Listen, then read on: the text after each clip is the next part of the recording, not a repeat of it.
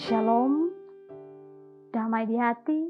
Saudara-saudaraku, jumpa lagi kita di hari ini di channel YouTube Jemaat Gemi Maranatha Paslaten dalam edisi Renungan Harian Keluarga hari Senin tanggal 15 Mei tahun 2023 bersama dengan saya, Vikaris Pendeta Linda Nende STH. Nah saudara-saudaraku, apa kabar di hari ini? Semoga kita selalu ada dalam penyertaan dan pertolongan Tuhan dan sehat kuat selalu menjadi bahagian dalam kehidupan kita. Dan saat ini saudaraku, mari kita persiapkan hati dan pikiran kita untuk masuk dalam pelayanan firman. Mari kita meminta tuntunan Roh Kudus, kita berdoa. Ada ungkapan syukur yang kami mau naikkan kehadirat-Mu Tuhan Yesus, karena kemurahan-Mu sehingga kami boleh ada lagi sebagaimana kami ada. Kami menikmati nafas hidup hari yang baru yang Tuhan karuniakan. Bahkan kesempatan itu tidaklah kami sia-siakan, tetapi kami mau mengawali aktivitas kami dengan bersekutu dengan Tuhan, masuk dalam persekutuan dengan Tuhan, belajar lagi tentang firman-Mu. Kiranya firman ini yang akan membekali kami, di tengah-tengah kami akan melakukan berbagai tugas, tanggung jawab aktivitas kami. Ya Tuhan kami, ya Yesus Kristus, berfirmanlah, bersabdalah, karena kami telah siap mendengarkannya. Amin. Saudaraku, mari membaca firman Tuhan dalam Perjanjian Lama dalam Keluaran pasal 14. Keluaran pasal 14 ayat yang ke-17 dan ayat yang ke-18. Sekali lagi dalam Perjanjian Lama, Keluaran pasal 14 ayat 17 hingga ayat yang ke-18.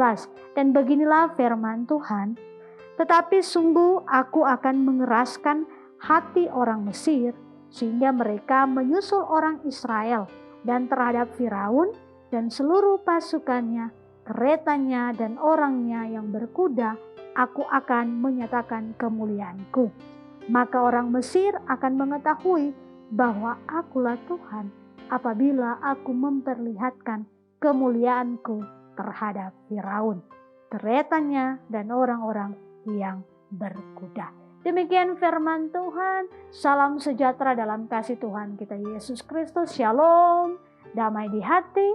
Dan saudaraku, tema perenungan kita di saat ini yakni Tuhan Allah menyatakan kemuliaannya.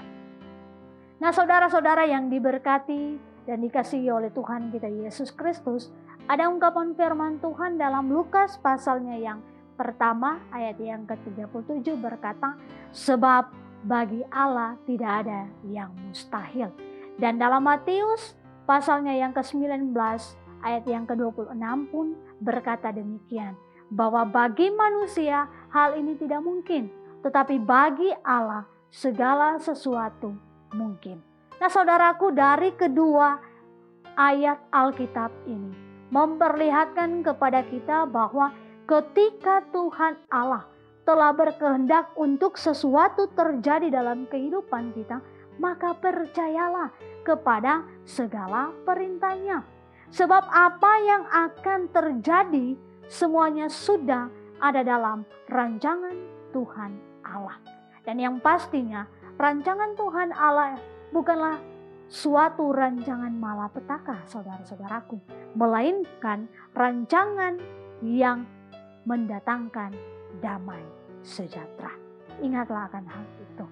Nah saudara-saudaraku, oleh karena itu melalui bacaan kita saat ini dalam Keluaran pasal 14 ayat yang ke-17 hingga ayat yang ke-18 mau mengajak kita, saya dan saudara-saudara, kita semua untuk tetap menggantungkan seluruh kehidupan kita pada rancangan Tuhan Allah dengan menaati segala perintah Tuhan, dan jangan pernah menaruh keraguan-raguan sedikit pun atas rencana Tuhan Allah dalam kehidupan kita.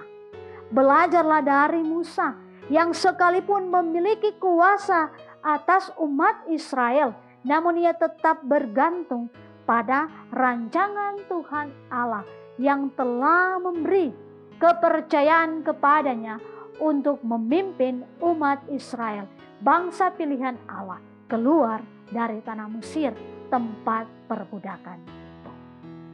Sekalipun saudara-saudaraku, perintah yang diberikan oleh Tuhan Allah kepada Musa kelihatan tidak masuk akal ataupun tidak mungkin untuk dilakukannya sebagai manusia, tapi Musa tetap hidup dan melakukan segala perintah Tuhan Allah itu.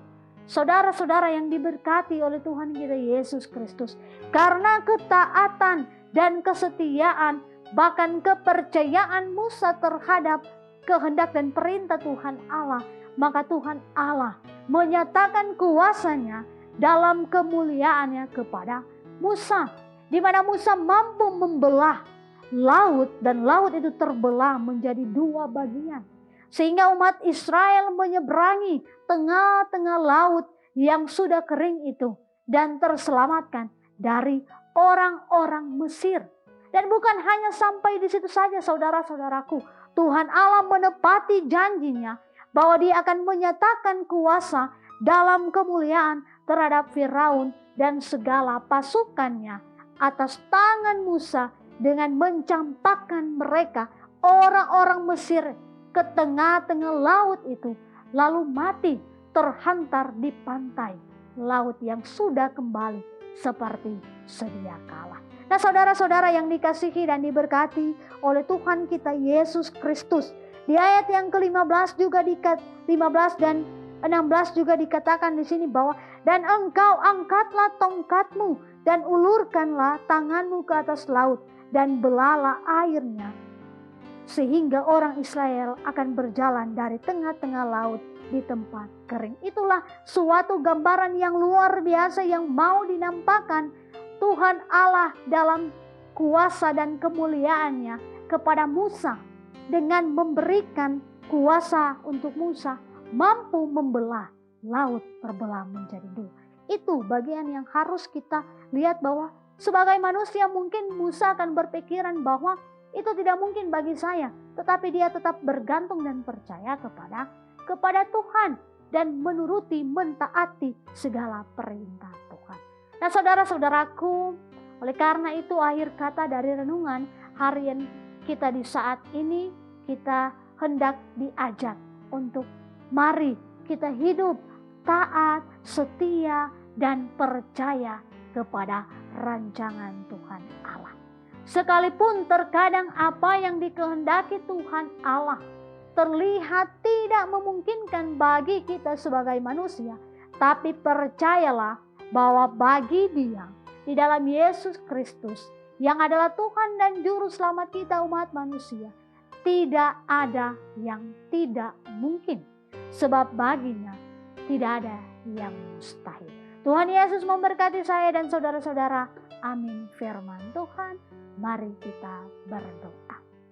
Terima kasih Tuhan Yesus untuk firman yang indah, firman yang menguatkan kami untuk percaya, taat, dan setia pada perintah dan kehendak Tuhan.